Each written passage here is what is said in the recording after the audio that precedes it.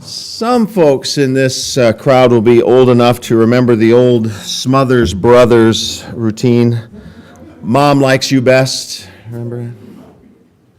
Some others won't, even if you're not old enough to remember the old comedic team or their routine. Many of us can relate to the idea of favoritism, particularly sibling kind of rivalry.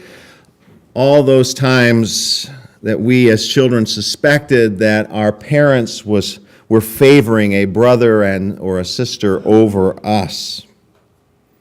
So go with me to the first century then, and the earliest Christians who were all Jewish, and they understood themselves as God's favorite. They were God's people, Israel, but also highly unique in that they alone, a small group among the Jewish community, had been recipients of the promised Jewish Messiah, Jesus. They were a people to whom God's promises had been fulfilled. They were truly God's favorites. So in the book of Acts, the story picks up today. We hear that the Jerusalem Christians are upset with Peter for baptizing and having table fellowship, eating with Gentiles, people who were decidedly not God's favorites. Now, it's bad enough that Paul was doing this sort of thing, and they had already heard about that in Gentile areas, but it was Peter, the center of the Jerusalem church, who is now betraying them as well. If all the world were allowed to share in God's love, the Jerusalem Christians would no longer be unique. They'd no longer be special. They'd no longer maybe be favorites. In our world today, I think there's a lot of anger, especially in our country, because people feel like we've lost something, that we've sort of lost a favored place. Some are angry with a system that overturns votes with judges, overturns common sense with politically correctness, overturns justice with vengeance, overturns righteousness with individual rights. And the angrier we get, the more pulled into ourselves we become. We begin to defend our space, what we think was ours, and we look suspiciously at others. Progress retracts, society regresses. The answer to everything then becomes safety, and usually separation or some form of tribalism, suspicion of the stranger or the other, and we begin to draw ourselves away into isolation, the isolation of us versus them. Robert Putnam, a Harvard political scientist best known for his book Bowling Alone, writes that the growing isolation of Americans. Now, Putnam was a kind of a dyed-in-the-wool progressive, and so when he did a study on diversity, he was pro-diversity. He's hoping to show the positive effects and how well it was working, and nonetheless, he concluded after 2 studies that in the face of diversity, most of us retreat. Another study shows that churches that try to bridge social divisions have a tough job. Paul Lichterman, in his book, Elusive Togetherness, which kind of hints at what he's going to say, says that churches that attempted to bridge strong social differences mean well, but are often not successful. He said that the one single group of churches that did seem to do well and constantly succeeded, constantly evaluated and reevaluated what they were doing and why they were doing it in order to understand their own cultural underpinnings, which were more often than not invisible to them, and those underpinnings that belonged to others in their groups. In other words, they chose to pay close attention to how they were talking, how they were interacting and engaging on kind of a daily basis. They learned to approach others as partners rather than people that they were reaching out to or people that they were helping. Success, in other words, lies not so much in ideology or in organizational structure as it does in the detailed content of our conversations, said Lichterman. We all know that we're sort of in the midst of an American crisis with our e pluribus unum, out of the many one. There's a rise in hostility. There's a rise in hate groups across our country. Some call that xenophobia, which literally means fear of the stranger or fear of the outsider or the foreigner or the alien. Now, the earliest church in Acts face something very similar, and I think we're more effective at facing it than we are currently. In our reading from Acts, we hear the fear and the distrust, but we also hear the testimony of Peter as to how God was leading them to move away from a heavily bloodline Judaism of the first century to become a global phenomena that would embrace every kind of people, not just those genetically predisposed or those who owned the narrative of how God had acted on their behalf. Now, God wanted them to move out. God was moving among all people, calling on his special people not to be xenophobic, but to come down with a serious case of philoxenia. Sounds like it's contagious. I would hope that it was. The actual word philoxenia literally means love for the strangers, for aliens, for foreigners. In the English New Testament, this word, philoxenia, is rendered hospitality. We find it in Romans 12, verse 13. Paul wrote that. We find it in 1 Peter 4, verse 9. It's attributed to St. Peter. To show hospitalities to strangers in 1 Timothy, which is another one of the letters attributed to Paul. In the final judgment, according to Matthew's gospel, Jesus will either commend or condemn based upon whether or not people have welcomed the least of these, and thus welcomed himself. That's from Matthew 25:35. Jesus is perhaps one of the greater examples of philoxenia, as indicated in the gospel as the whole wonder at the incarnation and the passion, where God literally moves over and makes room for us. God becomes hospitable for his creatures. Indeed, we're not merely strangers to him. We were God's enemies, according to St. Paul, Romans 5, when he died for us on the cross. In declaring such love, the gospel also calls us to imitate it. Read our gospel today, or the first letter of John, chapter 4. Now, hospitality it's a word with a spiritual history. Monasteries grew up around the 5th century after Christ. Strangers in need could go to monasteries for care. The first primitive hospitals, in fact, began there. Hospital, hospice, hospitable, hospitality, all these have the same root words, which mean generous, caring, and sustaining. The most famous of the monastery systems were those belonging to St. Benedict. Benedict created a book of rules, the rules for life, that he called the Rule of St. Benedict, which is still used today in many, in fact, probably most monasteries use a version of Benedict's rule. It's the foundation of the rule of listening. Listen with the ear of the heart, Benedict said. Receive the stranger as if you're receiving Christ himself.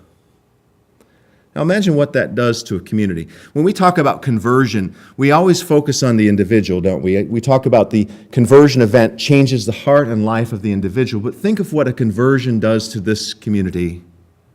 How we as a community were changed when Eddie came here. Eddie Szymanski was a young man with cerebral palsy, and how his disability, or maybe his ability, opened our hearts.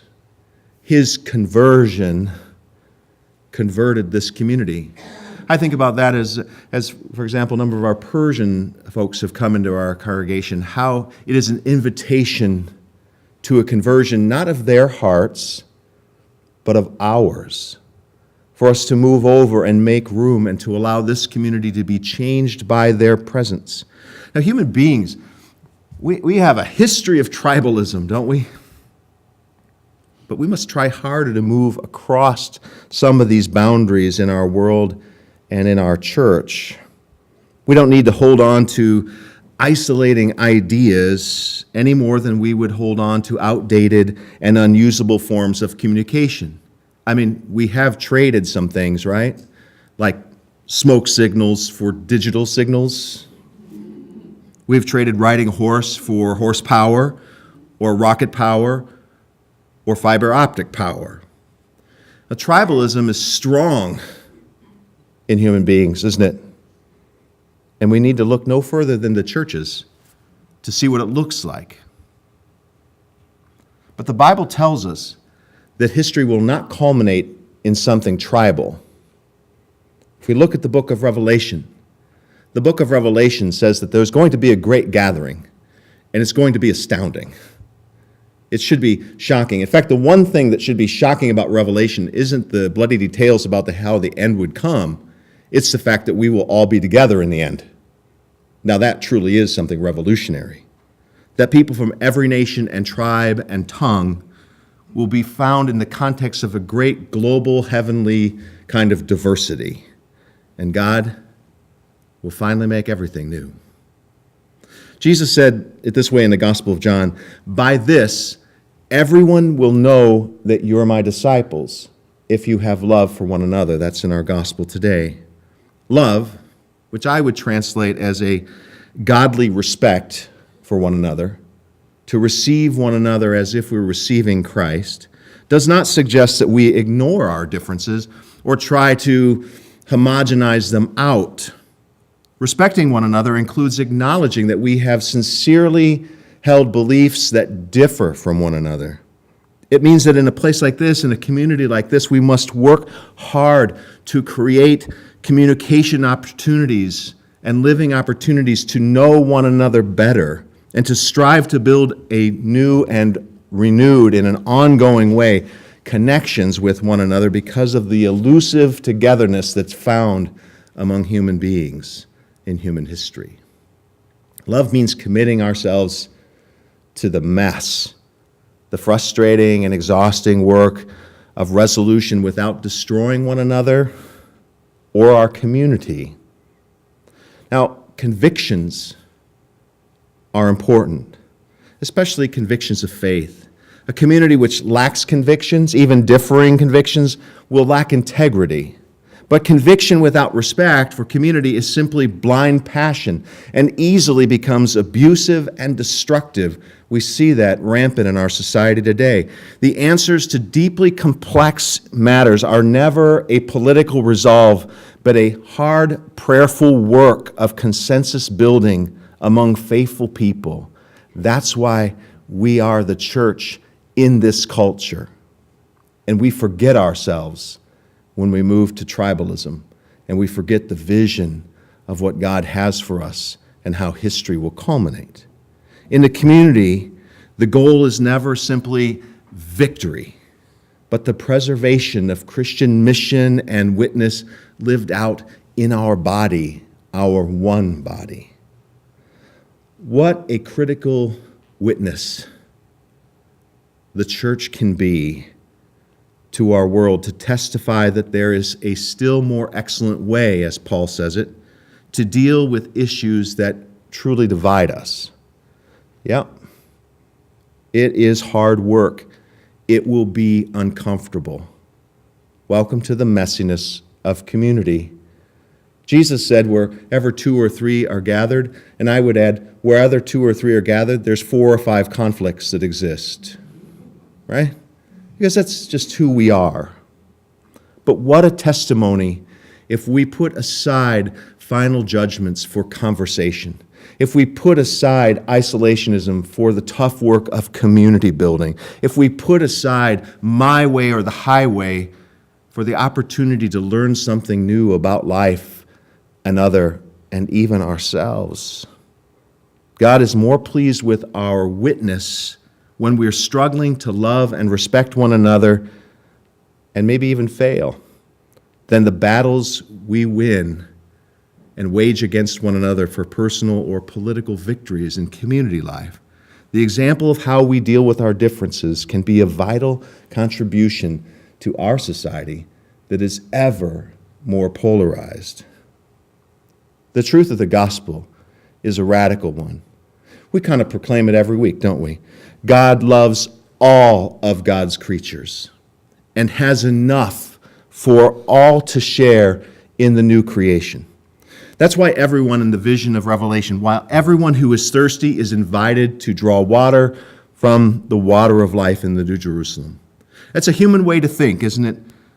to think of everything, including love, even a parent's love, as having a finite kind of quality to it, which is where sibling rivalry comes from, which I suppose is where tribalism comes from too. But God has always more to give. It is not a limited commodity. And as God's people, we're invited into the expansive love of God and to multiply and expand it by giving that love to others, doing the hard work of community keeping and following God into our world. In our community, with our 5 practices, we call it a commitment to radical hospitality.